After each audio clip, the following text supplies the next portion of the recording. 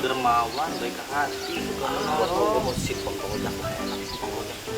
Bang Rohim, mau kemana bang? Teraga-raga banget bang. Gue mau ke kelurahan. Gue mau lihat nama gue udah keluar belum sebagai calon RW. Ya bener bang, lu mau nyalon jadi ketua RW? Ya iyalah, gue mau nyalonin jadi calon RW. Gue kan dedengkot kampung sini. Masa dari kampung sini kagak ada perwakilannya? Pokoknya kalau besok sampai lu kagak milih gue habis-habisin lu semua. Udah, gue jalan dulu. Diam. Nah, Abang Po, cangcingnya Babe, ketemu lagi sama saya, Bang Aden Betawi Tulen. Lihat nggak adegan yang barusan tuh? Itu tuh, yang katanya tokoh masyarakat warganya pada ribut. Ada kate-kate, teraga-raga, ame dedengkot.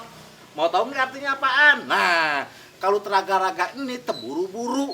Kalau dedengkot ini tokoh masyarakat atau orang yang udah lama di situ yang ditokohkan. Biasanya kalau tokoh masyarakat itu gelarnya yang kasih masyarakat, bukan dia ngaku. Nah, Abang Empon cangcing apa nilai sendiri dah. Adegan yang barusan tuh bagaimana tuh orang ya? Nih, pesen Bang Aden nih sama buat semua yang ada di sini yang pada nonton nih.